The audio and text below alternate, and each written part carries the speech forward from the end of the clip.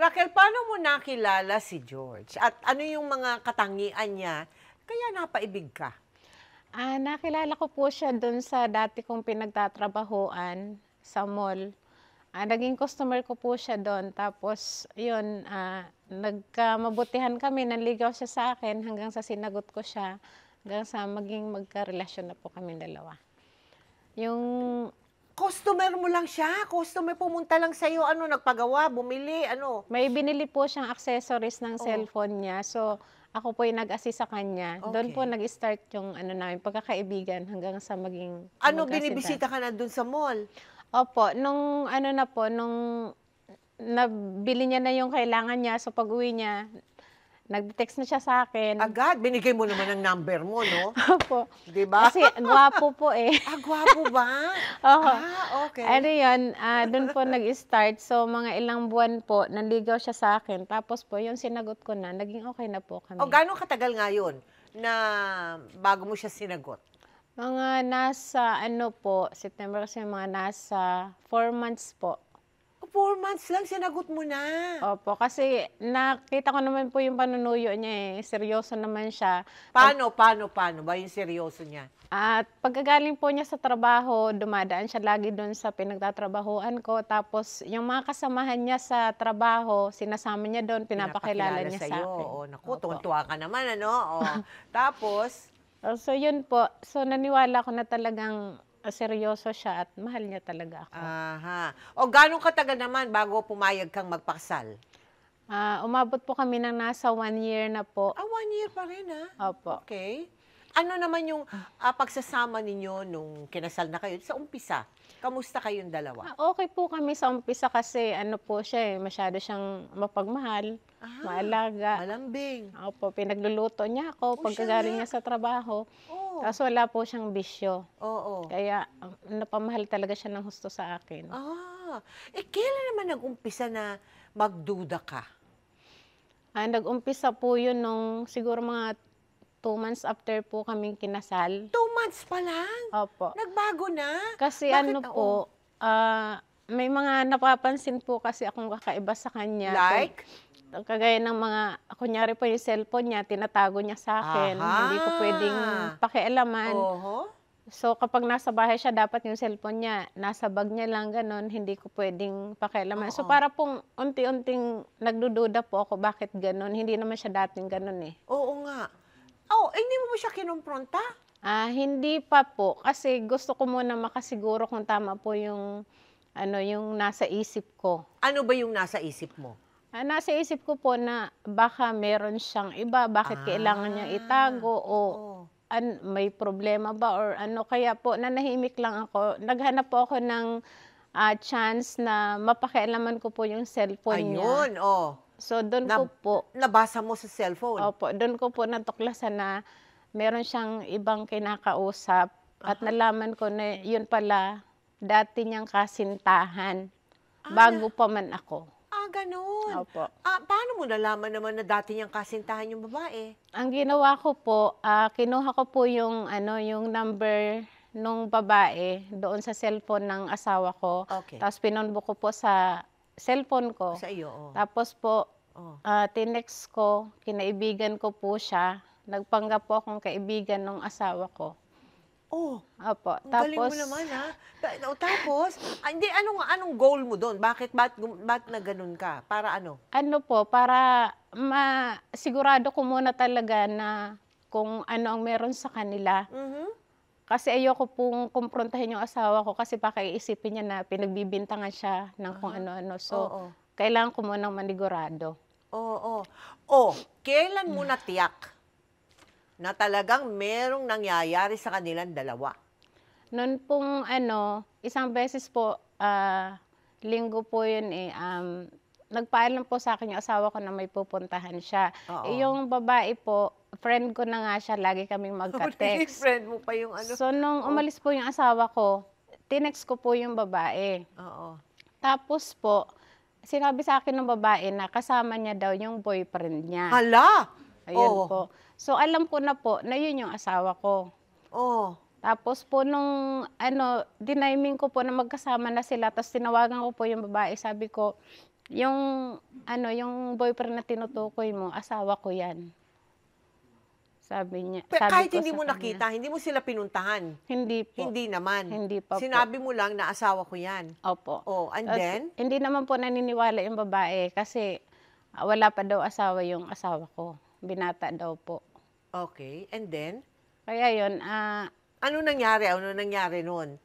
Nung nagkabistuhan na, umamin ba yung mister mo? hindi pa po. Hindi pa. Opo. Napaamin mo ba? Nung mga huli Later na po. part na? Opo. O kailan yun? Nung ano po, nung umuwi na siya sa bahay, nag-usap na kami, tinanong ko siya tungkol do'n sa babae Oo. na kasama niya nga po. Yun po, inamin niya sa akin na yung babae, dati niyang kasintahan bago pa man ako. Okay. Umuwi pala po yun ng probinsya nila. Oo. Tapos, nung nasa probinsya yung babae, naging kami nung asawa ko. Mm. Tapos, bumalik po yung babae. Pagbalik niya, meron ng ako. Kami na Oo. po nung napangasawa ko. Oo. Pero tinuloy din niya yun. Kahit na meron na kayo ng dalawa. Opo. Tinuloy din niya. Bakit daw? Yun nga po, natuklasan ko na meron nga pong pananakot doon sa asawa ko. Ay, hindi. Hindi pa naman kasal eh. Di ba? Hindi pa naman kasal niyan eh.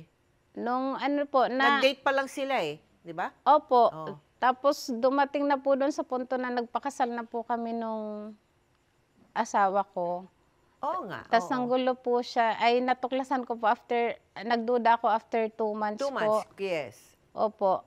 Yung pala po, kasal na rin siya doon sa babae. Kasal na rin siya noon Opo. time na natiyak mo na talagang merong, Pero pinatawad mo pa rin. Opo. Pinatawad mo pa rin siya. Pinatawad ko po kasi syempre po kasal kami, magkakaanak na kami at umasa po ako na iiwan niya yung babae. Iiwan na lang niya, Oo. titigil na lang niya. Opo. Kasi hindi ko naman alam na pinakasalan niya na rin po pala yun. Oo. Hindi mo sinugod yung babae? Hindi po. Hindi.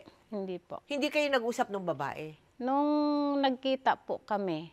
Nagkita kayo? Opo. Buntis ka pa? Opo. Oh, sige, nagkita kayo, kwento mo nga.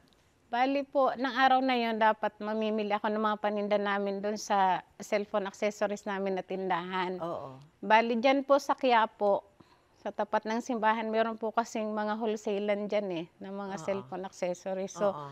namili po ako, tapos po, tinatawagan ko yung asawa ko, si George, kung nasa na siya. Sabi niya, maliliit daw siya, may dadaanan pa siya.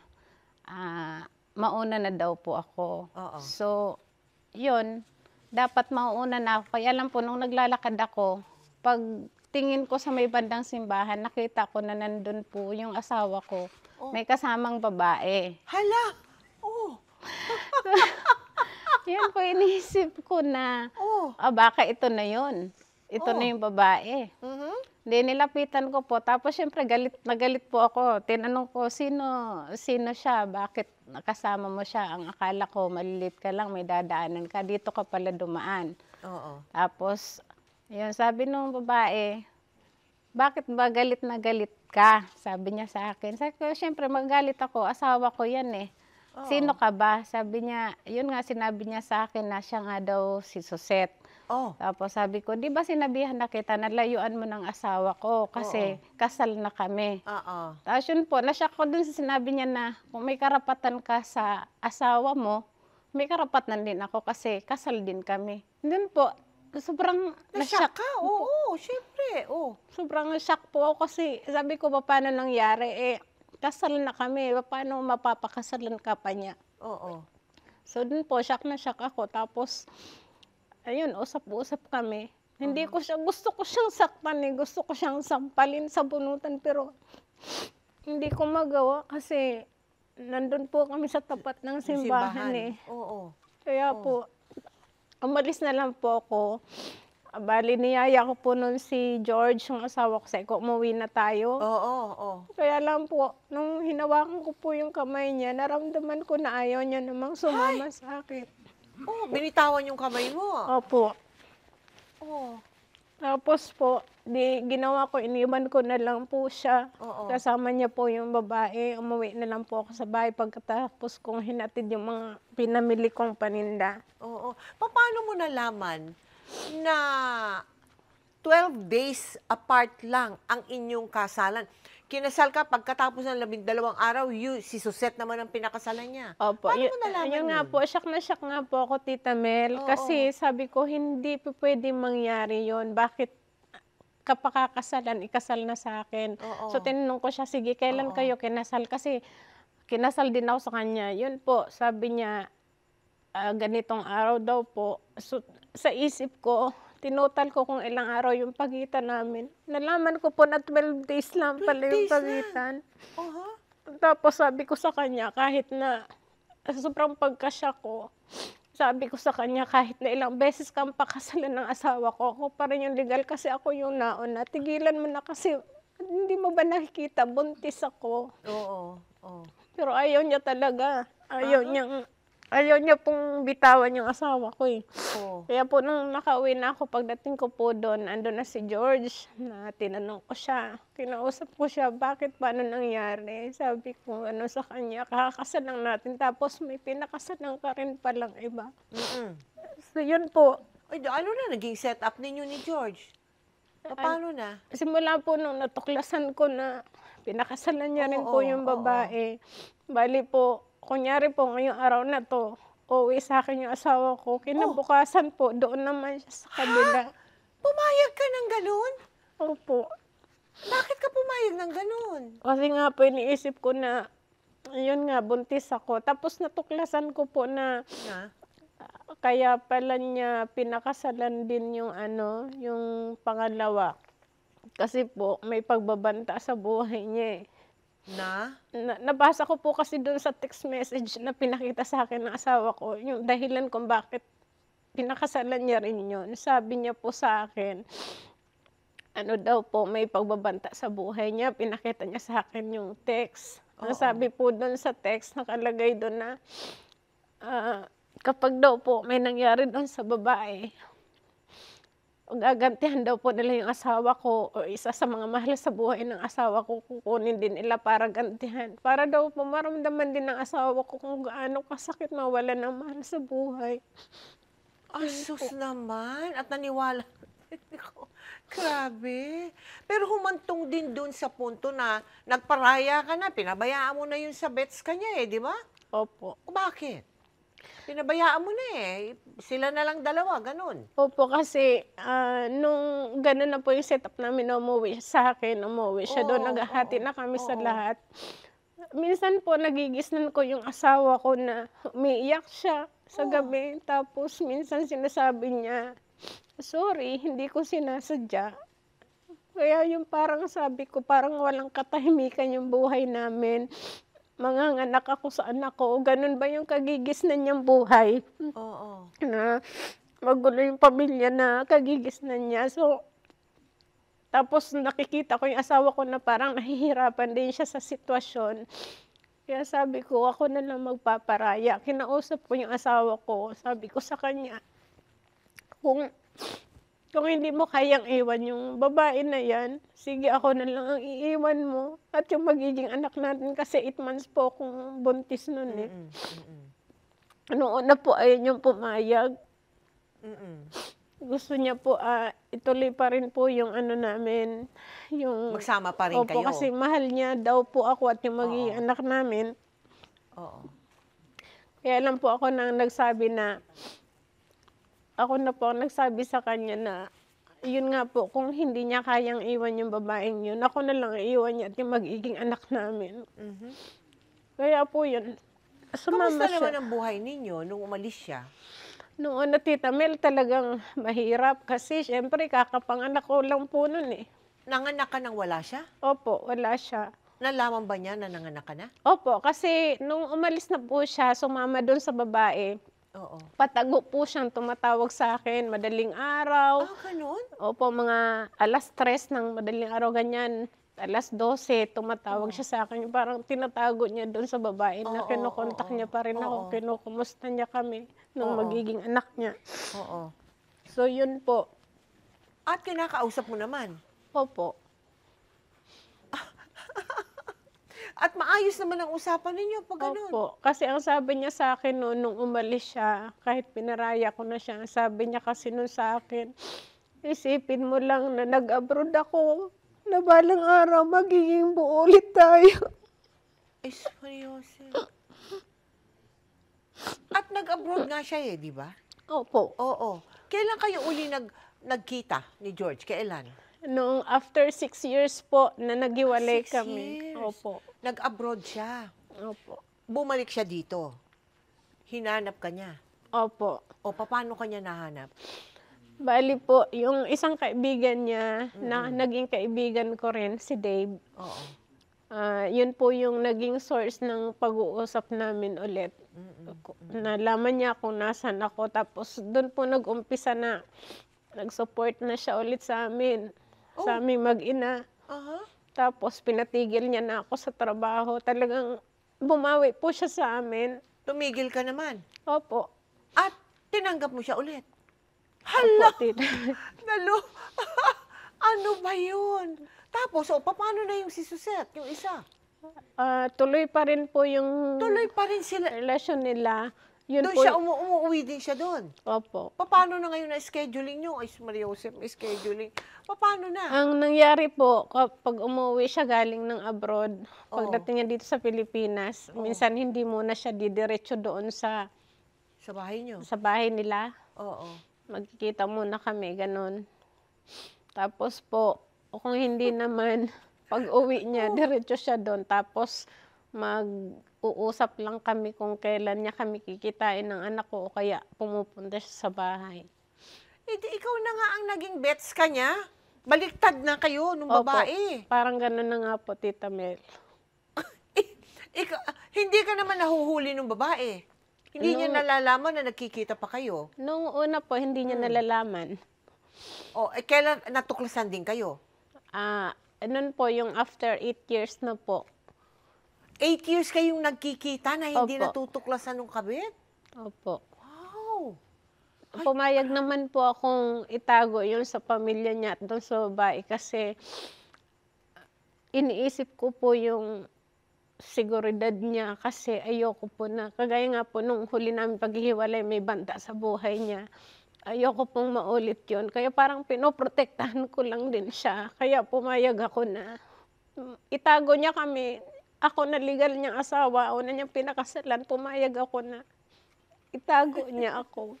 Pero nung nagkikita na ulit kayo, nagkikita na kayo ulit, hindi ka naman nakokonsensya doon sa nangyayaring yun. Na, alam mo na, nandun siya sa kabila, tapos pupunta siya sa'yo, doon na naman sa, hindi ka, wala. Tinanggap mo ng maluwag yun sa kalooban mo, na gano'n na ang magiging buhay mo. Noong una po, nagiguilt po ako kasi syempre pinalaya ko na siya noong una eh. Kaya lang po, iniisip ko bakit ako magiguilt. Ako yung legal na asawa eh. Ako yung unang pamilya eh. Siyang sumira ng pamilya namin. Bakit ko kailangang makonsensya? Dapat siya yun eh, hindi ako. Aha.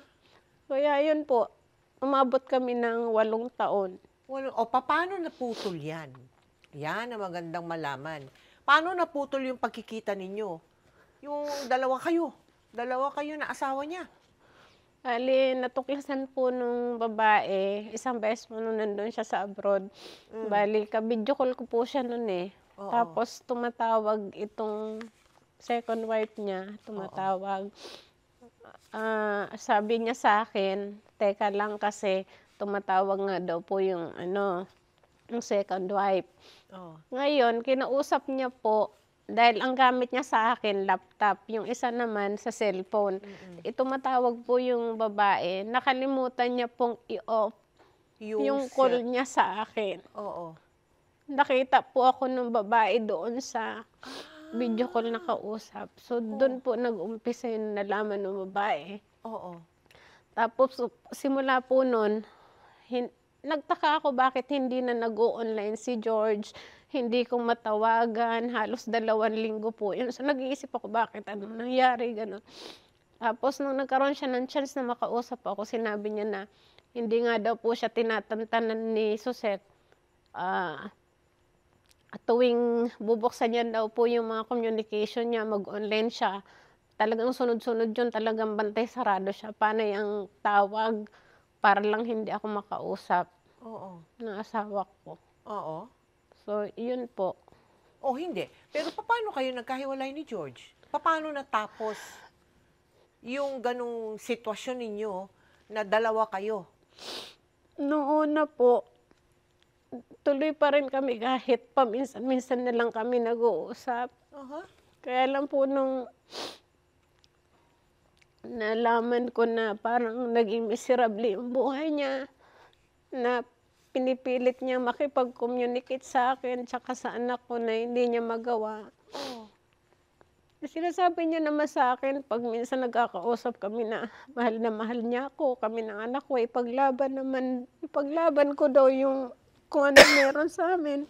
Oh. Kaya lang po naisip ko na lalo lang gugulo yung sitwasyon kasi una pinaraya ko na siya, eh. Kaya naisip ko po sa pangalawang pagkakataon palalayain ko ulit siya para sa katahimikan naming lahat. Mm. Para na rin sa kanya, sa seguridad niya. Para Mm-mm. pare-parehas na po kami matahimik. Kaya ako na lang po ulit yung magpaparaya kahit sobrang sakit, Tita Mel. Napakasakit po. So, ilang taon na yung nakalipas na yun? Yung huli kayong nagkita o huli kayong nag-usap ni George? Ano po, magpo 4 years na Magpo po. 4 years na. Opo. Talagang hindi na kayo nag-communicate. Hindi na po kasi nung una na talagang pinutol ko na yung communication sa kanya, lagi pa rin siya nagme-message. So ginawa ko, blinak ko na po siya para talagang maputol na po. Tapos ginawa niya, do'n naman siya sa anak ko nagme-message lagi. Kasi hindi niya na ako makontak, eh, kasi naka-block na siya sa akin. Oo. So, ang ginawa ko naman, hindi ko na talaga siya nire-reply, hindi ko na siya mini-message. Hanggang siguro nagsawa na po siya, tapos nung nagkaroon na ng pandemic, huminto na po siya. So, wala na po wala na kaming komunikasyon. Naku! Ay, naku! Nakakaloka nga, eh. Nakakaano talaga yung buhay mo, no? Ano kayang aral ang mapupulot ng ating mga televiewers diyan sa kinuwento mo sa amin yan? So, masasabi ko lang po ang aral na mapulot dito is, kung maghihiwalay man po yung mag-asawa o kaya yung mag-partner na meron silang anak, sana huwag naman nilang iparamdam yung kakulangan sa anak nila. Kasi tayo pong matatanda kapag naghiwalay, darating yung araw na makakapag-move on tayo, makakahanap tayo ng magmamahal at mamahalin natin. Pero po yung mga anak, habang buhay na nakatatak sa kanila Bakit yun. mo nasabi yan, Raquel? Pwede ko bang tanungin yun? Bakit mo nasabi na yan ang aral na dapat pulutin namin lahat sa sa kwento ng buhay mo? Kasi po, makamove on man po yung mga magulang, Oo. yung anak po, Oo. habang buhay na nakatatak sa kanya yan, nagaling siya sa isang broken family. Iyan ba nangyari sa buhay mo? Yun po, Ang kasi, anak mo naapektuhan? opo, Paano? siyempre po siya gusto niya makasama yung papa niya. Nung una, parang okay lang siya, pero nararamdaman ko yung sakit. Nawala yung papa niya. Tapos unti-unti nakikita ko na dahil wala nang pakialam sa kanyang papa niya, unti-unti kong nakikita na nagkakaroon siya ng galit. Ah. Nagkakaroon siya ng galit sa papa niya. So kahit anong paliwanag ko sa kanya, ipaintindi sa kanya yung sitwasyon, may sarili na siyang isip, eh. So hindi Ilang ko taon na na ba ngayon yung bata? 18 na po. 18 na. Opo. Oo. So, wala na po akong magagawa do'n. Ipagtanggol ko man ang papa niya, pagtakpan ko man, hindi ko na po 'yun magagawa kasi may sarili na siyang pag-iisip. Oo nga. Pero alam mo, kahit na tama rin naman yang mo sinabi mo, no, na may isip na siya. Pero alam mo, mananatili yan na anak mo. Mananatili kang ina niya. Mananatiling titingalain ka niya. Kilala ka niya bilang ina niya. Ha? At importante na manatili kang matatag para sa kanya. Opo, Kasi the Tita minute na ikaw na ina niya, nag-iisa ka lang di ba? Na magulang niya. The minute na magpakita ka ng panghihina, yun ang kanyang mapapala sa'yo. Manghihina din siya. Kaya tandaan mo rin yan. Kailangan pakitaan mo ang anak mo ng katapangan, ng katatagan, di ba? Ng pagmamahal, doblehin mo ang pagmamahal mo sa kanya, doblehin mo ang pagsasama ninyong mag-ina, di ba? Paliwanagan mo ng paliwanagan ng walang katapusan. Opo, Kesa sa manghina ka. Opo. Pwede? Opo, Tita Mel. Gagawin ko po yan. Oo, Raquel. Ganyan tayong mga ina. Tayong sandigan ng mga anak natin eh. Hindi natin pwedeng pabayaan yan. Kahit anong mangyari sa mundo, di ba? Pag anak mo, iba yan eh. Anak mo yan eh. Hindi mo pababayaan at parati kang nakagabay sa kanya. Opo. Pero napakagandang kapulutan ng aral talaga ng iyong kwento. Nagpapasalamat kami sa iyo na isinare mo yan sa amin. Thank you so much. At syempre, paano ba? Kailangan parating nagdadasal. Hihingi tayo ng lakas ng loob sa Diyos. At kayang-kaya mo yan. Nakikita ko sa iyo, matapang ka rin, no? Tapang ka, di ba? At magaling ka. Kaya, yun ang gamitin mo ngayon. Yung tapang mo, yung galing mo, yung kagustuhan mo na ipakita sa ama niya kung gaano ka kagaling na isang ina. Salamat. Okay? Opo. Thank you so much sa iyo, ha? Thank you so much. At believe din ako sa iyo, ha? Believe din ako talaga sa pinagdaanan mo. Sus Mariosep, talaga naman, ang galing mo. Thank you very much to you, ha? Salamat Raquel, din po. thank you.